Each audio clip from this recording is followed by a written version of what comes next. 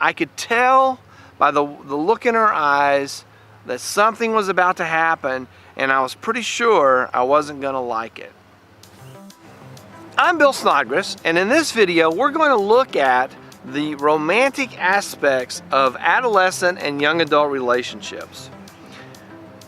I've been thinking about this topic for 38 years. I know it's been 38 years because I remember the very first time that I pondered the question, why is a person attracted to some people and not others? I remember very specifically the day that it first came to my thoughts, the first time I thought of this as a question. Now, as with any 38-year-old memory, I'm going to tell you what I remember. And I don't know if this is exactly what happened, but this is what I remember happening. And there's a lot of pieces of the memory that are missing that I don't understand. I don't know why. So here's what's happened. This is the story. Story time. Okay, so it was spring of my senior year. I graduated in 1980. It was spring of my senior year, and for some reason I was in the yearbook office all by myself. And then that part doesn't make any sense to me because I can't imagine where everyone else was and why I wasn't with them. But I was in the yearbook office and I was by myself, and I looked up and another student was coming through the door, and I could tell by the look in her eyes that something was about to happen, and I was pretty sure I wasn't gonna like it. She walked across the room and she came up to me and she stopped a little in front of me. She looked me right in the eyes and she said, "Why don't you like me? And why have you never asked me out?" Now I gotta say here, I gotta define that term, ask me out. Ask me out in 2018 is a relationship status. Ask me out in 1980 was a calendar event. But she was like, "Why do you not have romantic feelings for me? And why have you never asked me to go on a date?" We had gone to 6th grade together and then different middle schools, and then we'd been in classes together since 9th grade. We'd been in all the honors and all the AP classes together and everything. And we were on yearbook together. And she says, "You know, I have liked you since 9th grade. And yet you have never been interested," this is a paraphrase, "you've never been interested in me romantically. Why?" I don't remember much more of the conversation, but I remember that half hour was one of the longest half hours in my life. And I remember not being able to satisfy either myself nor her with the answer that I could come up with. And as an 18-year-old pondering the subject of romantic relationships, why was I not attracted to her? The answer to that question is not one that's easily given. Why does one person find another person attractive and not that person? Why does this person like this person but not that person? Why is that? And I don't think 38 years later I have a much better answer. I do know, and I have studied, and part of my mental health education is, I do know that at an animal level there is a biological process that goes on that will cause our response to someone else to be, pleasurable or positive or somehow bring pleasure to us. And scientists, psychologists, biologists who want to remain very humanistic and very animalistic, they would say that the ultimate purpose of that attraction is to create a relationship between a male and a female of the species in order to propagate and in order to keep them together so that the baby can be born and taken care of. However, humanity is not just an animal. People are not just animals.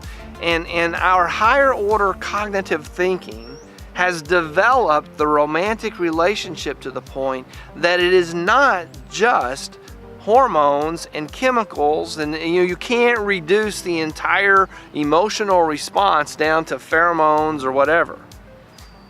There is a much more complicated psychological process going on around this concept of attraction, around this concept of romance.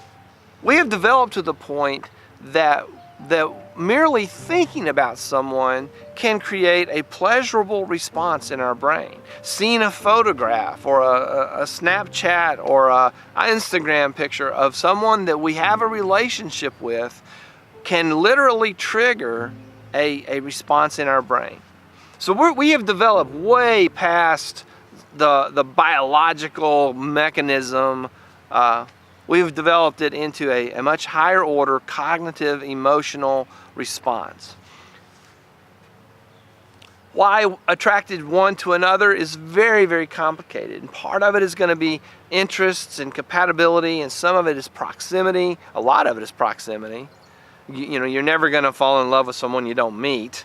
So anyway, proximity, but a lot of it is going to be compatibility and shared interests and shared values and a shared ethic and a shared spiritual foundation, things like that. Shared experiences will lead to some kind of often developing romantic relationship. You know, the office romance or the classroom romance or the summer camp romance, because of the shared experiences will lead to that. So there's a lot of factors that go into the development of a romantic relationship. And this video is not going to answer all of that and say, well, what they all are.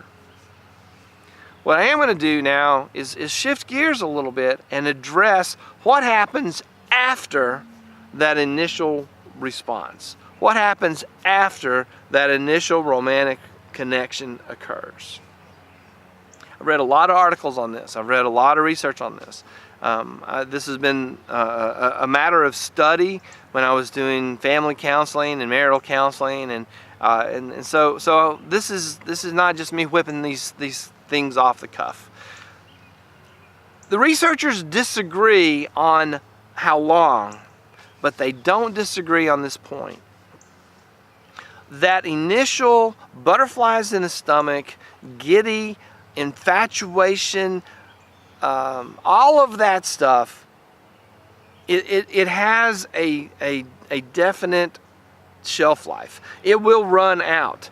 There will come a point when the emotional and physiological response to the person it has tapered off.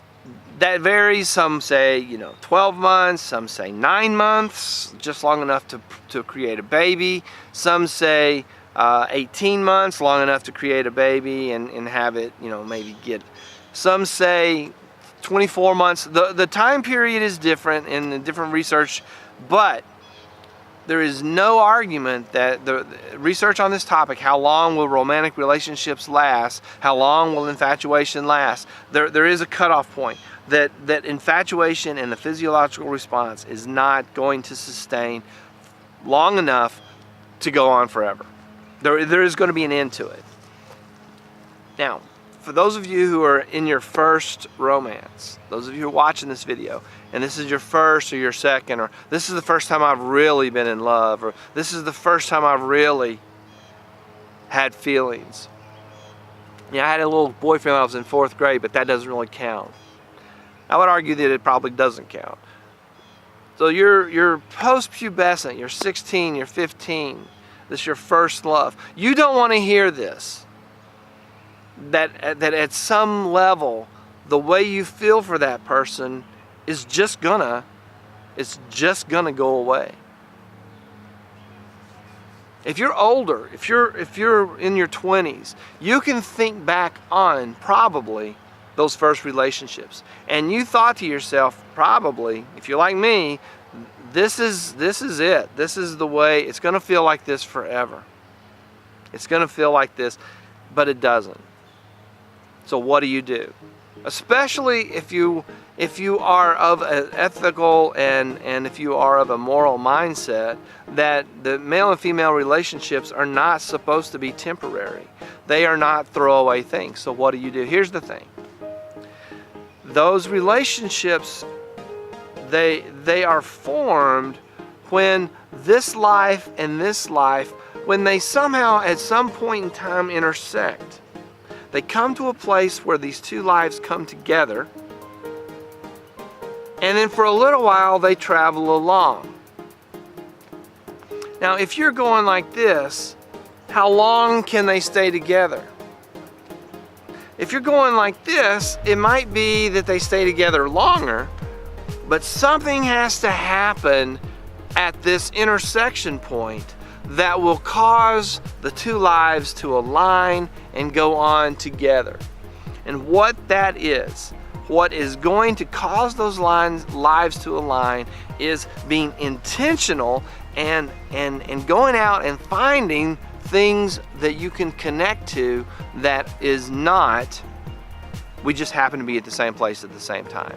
I really like this person, but I don't like music, and she does like music, and I like this guy, but he's really into cars and I could care less, or she's really into motocross and I'm more of like the horse kind of, and these things may or may not be compatible. And unless you can align your lives such that you can go on together. Now, back to the people who are humanistic and animalistic about it. What they're going to say is, yeah, magic occurs, hormones, pheromones, they get together, and then that baby's born, and the mother and the father will instinctually align themselves to raise that child. Now, this is not enough. Because in the culture that we live in now, that child eventually will grow up and go off on his own. And then what is left in that married relationship, the husband, the wife, the father, the mother, they get to the point where that thing that connected them, the children, is gone, empty nest. How many times have you seen this happen? That marriages will end when the kids go off, or they finish college, or they go off to college. It is not enough to align on that point of raising children. Now, if we were, if you believe sort of a worldly, hedonistic, animalistic view, maybe it is enough. We get the children, we get them out of the nest, we get them on their way, time to move on, do something different. If you have a different moral compass and a different ethical point of view, and you view marriage as something that's different from that, then you are not going to be satisfied with that as an answer. So aligning yourself together simply around children is not enough.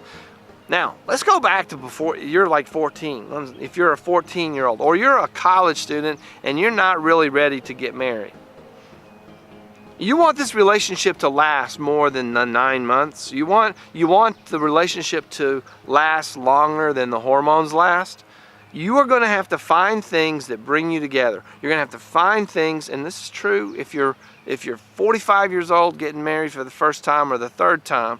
You have got to find things that bring you together. You have to align your lives so that you're going together in the same way. Now, that may mean that there is a slight change that you make in yourself. It's like, I'm really not into sculpture and art, but there's stuff in the museum that I can be interested in too. So we can go do an art museum, and I can alter myself a little bit. And the other person was like, after we go to the museum, we can go down to I don't know, whatever. We can go to the camera store and look at cameras. So now both people have altered themselves a little bit so that they can share something together. And it is that sharing of life that is going to bring a couple together. And it cannot just be sharing the physical relationship. The other video I did talked about that whole physical relationship leading up to and having a very biological purpose. And if you're building your emotional, romantic relationship on an act that has a biological purpose, then you're ultimately going to find that it's not satisfying. It's not satisfying at a cognitive, emotional level. And you can connect the dots for a while, but eventually, if you build a relationship simply on a physical relationship, if you try to build a romantic relationship on that, there's going to come a point in time when the wheels fall off and it just stops rolling. You've got to find social and cognitive and cultural points of connection that you can connect the two lives together, and they can go forward on and on and on. That's how a romantic relationship persists past the research, past the pheromone, past the hormone level.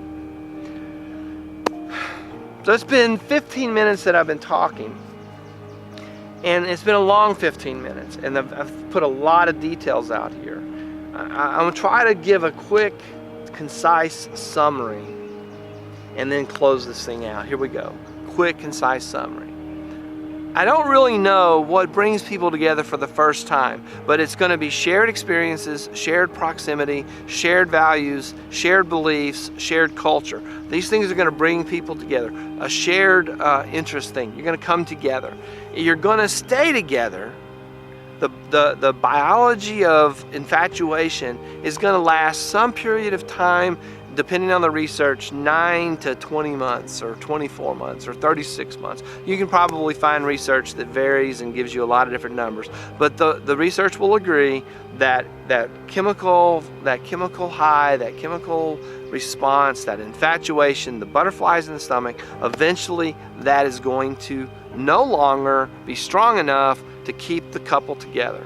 So, once you come together, if it is a relationship that you would like to see transcend that biological response, you want this to continue to grow as a spiritual and emotional and cognitive relationship, you want the romance to continue, you have got to find connection points.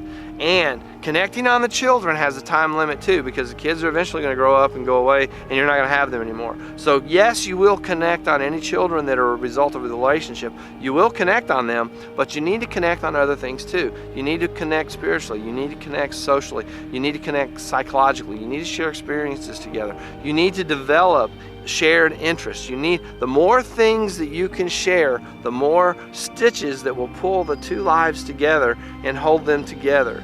Now if you only have one connection point, that's just like one little stitch, and the sail could tear apart.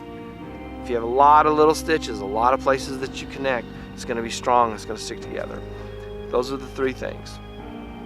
Proximity, shared experiences brings you together. The chemical response to the other person eventually is going to run out. And lastly, number 3, if you don't have more connection points than just that physical biological response, the relationship will not transcend. The relationship will not go on.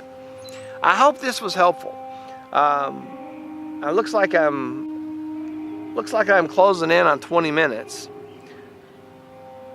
So this is a long video, but it's an important video if you plan on living happily ever after. If you want that storybook ending in your life where you're the Notebook or whatever. If you want that Notebook story ending, you're going to have to do these things. Connect on more than one point.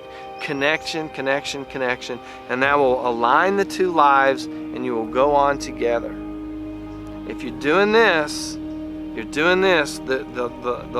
length of that romantic relationship is going to be very, very short. But if you're doing this, then it just keeps going on together. That's it. Hope you liked the video. Share this, likes, comments, ask me a question. Ask me what has left you wondering, what I didn't completely explain. Leave me some questions, leave me some thoughts. Subscribe to the channel, and I will see you in the next video.